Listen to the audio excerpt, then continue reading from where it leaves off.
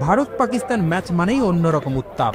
Cricketer থেকে শুরু করে মাঠের বাইরের দর্শক সবার মধ্যেই থাকে অন্যরকম এক উন্মাদনা।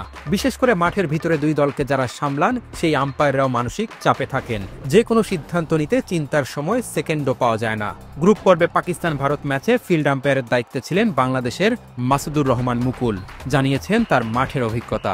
ভারত পাকিস্তান ম্যাচের উত্তাপটা আসলে দুই রকম, একটা হলো অন দ্য ফিল্ড, একটা অফ দ্য ফিল্ড। এখন আপনি যে আম্পায়ার, আপনি কোনটাকে বেশি প্রিভিলেজ দেবেন? আপনি যদি অন দ্য ফিল্ড প্রিভিলেজ দেন তাহলে এটা আসলে উত্তাপটা অত থাকবে না, অত প্রেশার আপনি নেবেন না। তখন একটাই প্রেশার থাকবে আপনার কীভাবে ভালো করবেন। অলরেডি আমার 4 নম্বর ইন্ডিয়া পাকিস্তান ম্যাচ। সো ওই এক্সপিরিয়েন্স থেকে আমার মনে হয়েছে যে না, আমার বাইরের প্রেশারটা না নিয়ে শুধু মাঠে নিজের পারফর্ম করার প্রেশারটা নেই। আন্তর্জাতিক ম্যাচে বেশ প্রশংসা পাচ্ছে বাংলাদেশের আম্পায়ারদের পারফরমেন্স। মেয়েদের আসন্ন ওয়ানডে বিশ্বকাপে প্রথমবারের মতো আম্পায়ারিং করার সুযোগ পেয়েছেন সাথীরা জাকির জেসি। 9টি ম্যাচে দায়িত্ব পালন করবেন জেসি। মুকুল বলছেন এই মুহূর্তে বাংলাদেশি আম্পায়ারদের স্বর্ণযুগ চলছে। বাংলাদেশি আম্পায়ারদের এখন স্বর্ণযুগ যাচ্ছে।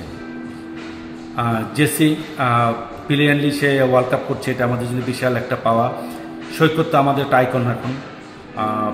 আমি এখনও বলি, তখনও বলতাম যে সৈকত হয় এই এলিট প্লেন আম্পায়ার আরও 2 বছর 3 বছর আগে হওয়া উচিত ছিল। সে ওই যোগ্যতাটা তখন থেকেই।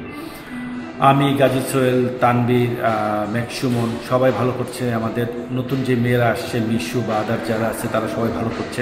আমাদের জন্য চ্যালেঞ্জ, আমাদের স্বর্ণযুগটাকে কীভাবে আমরা ধরে রাখতে পারবো।